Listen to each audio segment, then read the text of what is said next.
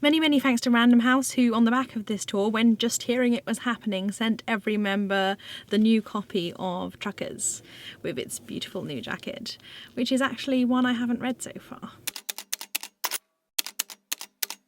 On the 12th of March, a colleague of mine announced across the office that he'd just seen a tweet that Terry Pratchett had died. And a weird sort of gaping hole ripped itself inside of me. You can feel like there's something weird and unjustifiable in mourning someone that you never knew and you've never even met. YouTubers are always going on about the fact that their viewers don't really know them. They have some sort of idea of them brought about through their videos. And surely that must be the case to an even greater extent with authors, who you're just gathering some idea on through their fictional writings most often. I can't mourn the man in the same way someone who was close to him or someone who knew him very well could.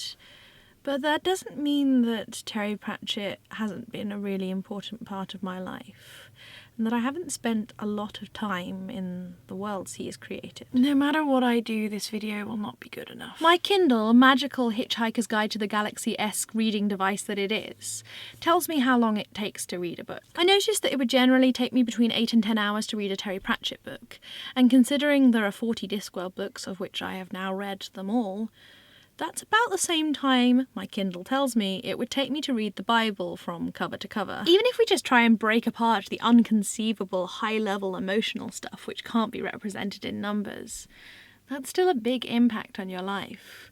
That's still something you could read over and over again for your entire existence, still finding new parts, still finding relevant parts. Yes, of course, I wish he hadn't died. I wish he hadn't contracted Alzheimer's, that he was less embuggered and still around and still writing for my entire life. What selfish thoughts I have of authors just being my personal book-producing magic machines. But in what Pratchett did produce, he has given me books beyond almost anyone else. Throughout the ups and downs of my existence, his books have given me a safe place to hide in, a fantastical place to explore new ideas. He's pulled up the corners of my mouth and forced me to smile when I thought that was beyond me. I read in an interview years and years back that Terry Pratchett used to just sit down and write. He developed the story through the act of writing it.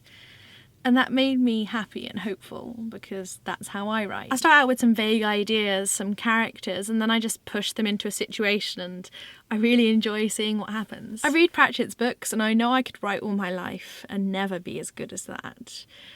But he damn sure makes me want to try. This is part of a Terry Pratchett blog tour. There are a huge amount of other bloggers giving their opinions, their memories, their favourite books of Mr. Pratchett. And this is mine, Night Watch. If you've never read a Discworld novel before, do I recommend you start there? No, definitely not. This is his 29th Discworld novel, and although I think it's the best, I know that you will not understand it if you haven't read quite a few of the other ones first. In this one, our head of the watch, Sam Vimes, who has previously appeared in Guards, Men at Arms, Feet of Clay and others, he accidentally gets sent back in time. He needs to manoeuvre amongst a really corrupt Ankh-Morpork, an Ankh-Morpork before Vetinari. He needs to take the watch, which he knows will one day be brilliant under him, and mould it into what it can be, including a young, first time on the streets Sam Vimes. At the same time, he needs to catch the criminal who was sent back in time with him, a criminal who has the potential to take Ankh-Morpork off the lines of history it should follow and make it descend into chaos. It's got a real Life on Mars meets Les Miserables vibe to it. Like so many of Terry Pratchett's books, it manages to be really moving and really important, while at the same time just being really readable, really funny and really exciting. If I could, I promise you I would have worn a sprig of violet for this video, but I'm not much of a horticultural girl. Going outside. Ugh. Terry Pratchett is by far one of the best authors I've ever encountered. He takes the well-worn fantasy tropes and plays with them and makes fun of them, but not so much in a sense that he completely abandons them, that he pushes them off as not his. His books are such that anyone who's encountered fantasy at all before in their lives will nod at them, they'll laugh at what he's showing them, but they'll still continue to enjoy those tropes as he goes through. The thing is, Terry Pratchett can also never be accused of writing fluff, of writing unmeaningful, unnecessary stuff. His books deal with important topics, with gender, with race, with death, with postmodernism. His immense intelligence drips off every page, but in a funny, well-meaning, let's share this kind of way. So say I've spent about 400 hours directly reading his words off a page. And then more hours dwelling on his stories, falling in love with his characters, and having his stories influence everything I do and say and am. When Terry Pratchett died, the internet was alive with pictures of his death, with quotes he himself had written about death, but really about life.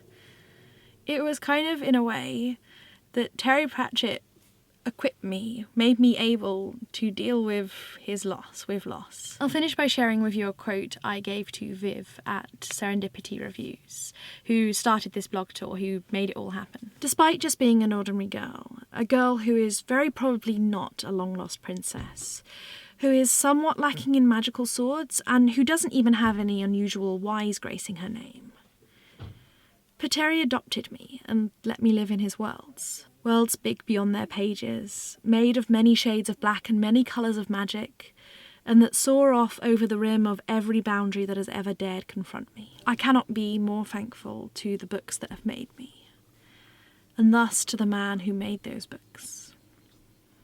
Goodbye, Terry. You'll be sorely missed.